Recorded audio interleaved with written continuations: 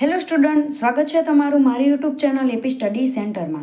આજે આપણે શીખવાનું છે ધોરણ 9 બહુપદીમાં પાર્ટ 6। આ લાસ્ટ છે, છઠ્ઠો પાર્ટ, કારણ કે બધા જ દાખલા આગળ કવર થઈ ગયા છે। આમાં આપણે 13મો, 14મો, 15મો અને 16મો ક્વેશ્ચન લેવાનો છે। તો ચાલો શરૂઆત કરીએ પ્રશ્ન નંબર 13 થી। જો x + y + z બરાબર 0 લઈએ તો સાબિત કરો કે x નો ઘન + y નો ઘન + z નો ઘન બરાબર 3xyz થાય। હવે આપણી પાસે એક નિત્ય સમ છે, કયું છે? આના જેવું x નો ઘન + y નો ઘન + z નો ઘન -3xyz બરાબર શું થાય? x + y + z કૌંસમાં x નો વર્ગ + y નો વર્ગ + z નો વર્ગ -xy -yz -zx આ નિત્ય સમ છે, બરોબર? તો આ નિત્ય સમમાં આપણને શું કીધું છે? x y z બરાબર 0 લેવાનું।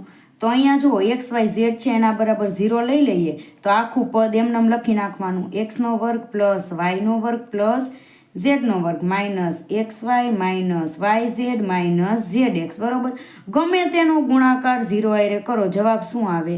0 આવે। તો આના બરાબર આવી ગયો x નો ઘન + y નો ઘન + z નો ઘન -3xyz આના બરાબર શું આવી ગયું? 0। હવે આના જેવું બનાવવા માટે આપણે આ 3xyz ને બરાબરની આ બાજુ લઈ જવાના। તો x નો ઘન, y નો ઘન, z નો ઘન બરાબર માઇનસ હતા, આ બાજુ આવે તો પ્લસ થઈ જાય, +3xyz। બસ ઉપર જે આપણને રકમમાં કીધું હતું એવું મળી ગયું। ચલો હવે આપણે જોઈએ પ્રશ્ન નંબર 14। ઘનનું મૂલ્ય મેળવ્યા સિવાય નીચેના દરેક કિંમત મેળવો। અહીંયા ઘન કરીને જવાબ મેળવવાનો નથી, આગળ આપણે પ્રશ્ન નંબર 13માં જે સાબિત કર્યું હતું એનો ઉપયોગ કરવાનો છે। x નો ઘન + y નો ઘન + z નો ઘન બરાબર 3xyz બરોબર, એનું આપણે અહીં મૂકશું। ચલો હવે એના પહેલા આપણે સાબિત કરવાનું કે x y z બરાબર 0 થાય છે તો જ આપણે એ સૂત્ર વાપરી શકીએ। તો સૌ પ્રથમ x એટલે કે -12 લેવાના, y એટલે કે 7 લેવાના અને z એટલે કે 5 લેવાના। તો x + y + z બરાબર 0 થાય તો આપણે આગળનું નિત્યસમ યુઝ કરી શકીને કિંમત મેળવી શકીએ। x એટલે -12, y એટલે 7 અને z એટલે 5 બરાબર 0। અહીંયા આપણે 0 આવવો જોઈએ, -12 અને +12 શું થઈ જાય? 0 થઈ જાય। તો x y z 0 હોય ત્યારે આપણે આ નિત્યસમ યુઝ કરી શકીએ। x નો ઘન + y નો ઘન + z નો ઘન બરાબર 3xyz। બસ હવે અહીંયા કિંમત મૂકવાની, કારણ કે આ પદ તો જો આના જેવું અહીંયા આપી દીધેલું છે, આપણે આવું મેળવવાનું છે। તો બસ હવે કિંમત મૂકવાની, 3 ના 3, x એટલે કે -12, y એટલે કે 7 અને z એટલે કે 5 આ ચારેયનો ગુણાકાર તમારે રફમાં કરી નાખવાનો। જવાબ શું આવે છે? -1260। બસ આવી રીતે તમારે દાખલો ગણવાનો। સૌ પ્રથમ x y z બરાબર 0 થાય છે એમ સાબિત કરવાનું થઈ ગયું, તો બસ હવે આમાં કિંમત મૂકી દેવાની, આ ત્રણેયને 3 વડે ગુણાકાર કરી નાખવાનો। ચલો હવે આપણે જોઈએ બીજો દાખલો। એમાં પણ પહેલા દાખલામાં કર્યું હતું એવી જ રીતે કરવાનું। સૌ પ્રથમ x એટલે કે 28, y એટલે કે -15, z એટલે કે -13। હવે સાબિત કરવાનું કે આ ત્રણેય બરાબર શું થાય? સરવાળો કરો તો 0 થાય। તો x + y + z બરાબર 0, 28 + -15 + -13 બરાબર 0, 28 ± -15 ± -13। હવે 28 ને 28 પ્લસ 15 અને 13 કેટલા થાય? -28 થાય।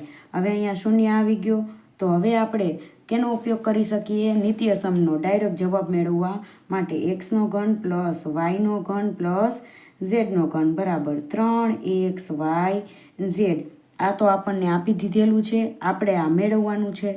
3 × x એટલે કે 28 લેવાના, y એટલે -15 અને z એટલે -13 લેવાના।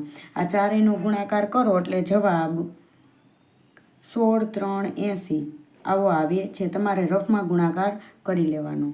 ચલો હવે આપણે જોઈએ પ્રશ્ન નંબર 15। નીચે લંબચોરસના ક્ષેત્રફળ દર્શાવેલા છે, તેમની સંભવિત લંબાઈ અને પહોળાઈ શોધવાની છે। હવે બહુપદીના સ્વરૂપમાં આપણને ક્ષેત્રફળ આપી દીધેલું છે, આપણે લંબાઈ અને પહોળાઈ શોધવાની। જ્યારે આવું આપેલું હોય ત્યારે હંમેશા અવયવ પાડવાના, બરોબર? આના આપણે અવયવ અગાઉ શીખી જ ગયા છીએ। હવે આપણે આમાં કરતા હતા શું કે પહેલા અને છેલ્લા પદનો ગુણાકાર કરવાનો અને એના 2 ભાગ એવા કરવાના કે જવાબ શું આવે -35 આવે. હવે આવું 25 અને 12નો ગુણાકાર કરી અને એવું લાંબી રીત થઈ જાય. તો આમાં કરવાનું શું તમારે શોર્ટ ટ્રીકમાં, બરોબર, રફમાં કરવાનું. 25ના ભાગ કરવાના, 5a અને 5a, પાયો પાયો 25. 12ના કરવાના, 4 તરી 12 થાય, બરોબર. હવે આ બંનેનો ગુણાકાર કરી નાખવાનો, 5 ચોક 20a અને 5 તરી 15a. બસ આ વચ્ચેના પદની જગ્યાએ, મધ્યમ પદની જગ્યાએ આ 2 ઉમેરવાના, બરોબર.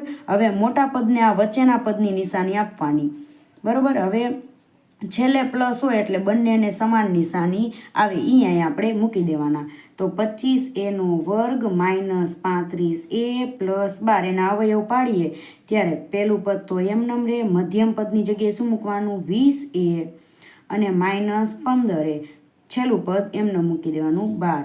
આ બેમાંથી કોમન કાઢો, આ બેમાંથી કોમન કાઢો. આ બેમાંથી કોમન શું નીકળે? 5 નીકળે ને a નીકળે. તો 5 પાયો પાયો 25 ને a -5 ચોક 20 એ તો નીકળી ગયા. આવું નવું પદ અહીંયા કાઢવા માટે આ બંનેમાંથી કોમન શું નીકળે? 3 નીકળે, બરોબર. માઇનસના માઇનસ 3, 3 પંચું 15a અને 3 ચોક 12, પ્લસ માઇનસ અહીંયા માઇનસ આવે. ચલો, તો બસ આવી ગયું. આ સમાન જે કૌંસ હોય એક જ વાર લખવાના, 5a - 4 અને બીજો અવયવ શું મળ્યો? બહારનું પદ હોય ને, આ જે બહારનું પદ એ ભેગું કરી નાખવાનું, 5a - 3. તો આ આવી શું કહેવાય? લંબાઈ. અને આ મળી ગઈ આપણને પહોળાઈ. બસ આટલું કરવાનું છે. તો દાખલામાં કંઈ નથી, સહેલો છે. સૌપ્રથમ આના અવયવ પાડવાના. અવયવ કેવી રીતે પાડવાના? પહેલા પદના આપણા ભાગ કરી નાખવાના, પાયો પાયો 25, એ આપણે એનો વર્ગ છે એટલે a અને a. છેલ્લા પદના ભાગ કરી નાખવાના, 4 તરી 12 અને પછી આ પહેલા પદને અને બીજા પદને ગુણાકાર કરી નાખવાનો, 5 ચોક 20 5 તરી 15. હવે નિશાની આપવા માટે શું કરવાનું? વચ્ચેના પદની નિશાની હંમેશા મોટા પદને આપવાની. તો 20 એ થઈ ગયું, એને માઇનસની નિશાની આપી દીધી. અને જો છેલ્લે પ્લસ હોય તો બંનેને સમાન નિશાની આવે, બરોબર. તો આ મધ્યમ પદની જગ્યાએ આ પદ આપણે મૂકી દીધું. આ બેમાંથી કોમન કાઢ્યા, આ બેમાંથી કોમન કાઢ્યા. આ બે સમાન કૌંસ હતા એટલે એકવાર લેખા અને 12નું જે પદ હતા એને ભેગા કરીને એક કૌંસ બનાવી નાખો. પહેલો કૌંસ મળ્યો તે લંબાઈ ને બીજો કૌંસ મળ્યો તે પહોળાઈ. બસ આવી રીતે જ કરવાનું છે. હવે બીજો દાખલો. ચલો, હવે પહેલા દાખલામાં કર્યું હતું એવી જ રીતે આમાં કરવાનું, અવયવ પાડવાના. તો પહેલા અને છેલ્લા પદનો ગુણાકાર કરી તો આવી રીતે કરવા જઈશું ને તો જવાબ શું થઈ જશે?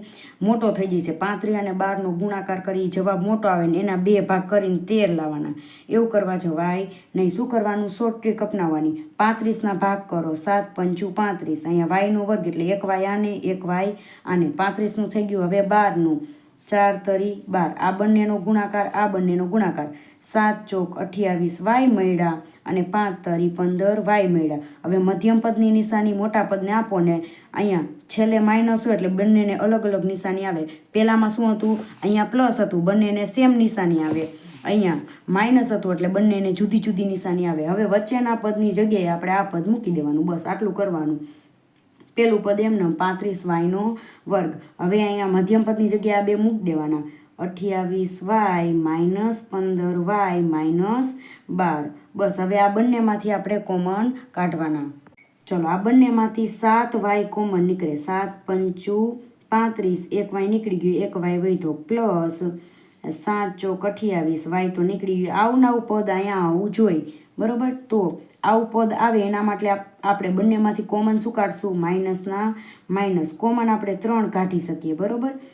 તો 3 પંચું 15, yના y, આના જેવું લાવવાનું, બરોબર. માઇનસ માઇનસ પ્લસ 3 ચોક 12 આવી ગયું, આના જેવું. હવે આ બંને કૌંસ તો સરખા છે તો એને એક જ વાર લખવાના, 5y + 4. આ જુદા જુદા કૌંસ છે તો 7y - 3. ચલો, તો આ જે મળ્યું તે શું મળ્યું આપણને? લંબાઈ. અને આ શું મળ્યું આપણને? પહોળાઈ. બસ આવી રીતે તમારો દાખલો ગણવાનો. ચલો, હવે આપણે જોઈએ પ્રશ્ન નંબર 16. નીચે સંબંધના ઘનફળ દર્શાવેલા છે. ઘનફળ હોય ત્યારે શું હોય? ત્રિપરિમાણમાં હોય. લંબાઈ, પહોળાઈ, ઊંચાઈ ત્રણેય હોય. તેમના શક્ય પરિણામ શોધો. એટલે કે લંબાઈ, પહોળાઈ, ઊંચાઈ ત્રણેય આપણે શોધવાની છે. તો સૌપ્રથમ આમાંથી બંનેમાંથી કોમન નીકળે એ કાઢવાનું. આપણે 3 જોઈ છે, બરોબર, અવયવ, એટલા માટે. તો સૌપ્રથમ શું કરવું પડે? ઘનફળ બરાબર 3x² માઇનસ 12x. આ બંનેમાં કોમન શું નીકળે? 3 નીકળે. 3 એકા 3 ને 3 તરી 3 ચોક 12 થાય, બરાબર. અને x નીકળે તો 3x તો નીકળી ગયા, તો અહીં શું વધે? ખાલી x. માઇનસના માઇનસ 3 ચોક 12, x તો નીકળી ગયા. તો આ કેવી રીતે લખાય? 3 ગુણ્યા x ગુણ્યા x માઇનસ 4. તો આપણને આ 3 અવયવ મળી ગયા. તો લંબાઈ કેટલી થાય? 3. પહોળાઈ કેટલી થાય? x. અને ઊંચાઈ કેટલી આવે? x minus 4. બસ આ આપણો જવાબ. હવે આપણે આ દાખલામાં એવું જ કરવાનું, બરોબર. સૌ પ્રથમ આ 3માંથી કોમન શું નીકળે? 4 નીકળે. તો 4 નીકળે ને જો ત્રણેયમાં કે પણ છે તો કે નીકળે.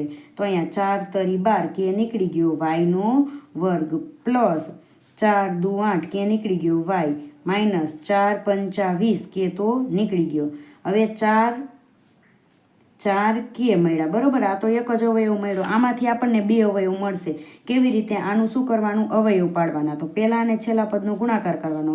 5 તરી 15 y² એવા 2 ભાગ કરો કે એની બાદબાકી +2 આવે. તો 5 તરી 15 થાય. 5માંથી 3 આપણે બાદ કરીએ તો શું આવે? 2 આવે, બરોબર.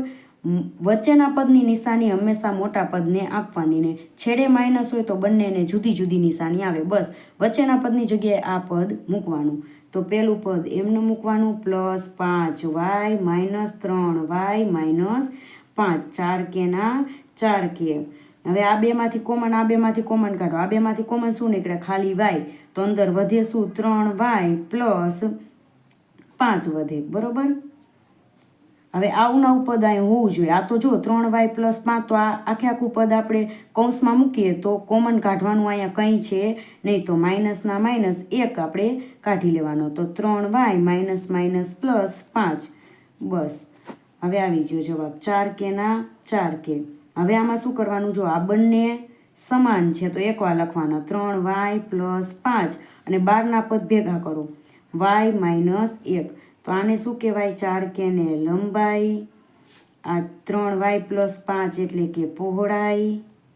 અને y માઇનસ 1 એટલે કે ઊંચાઈ.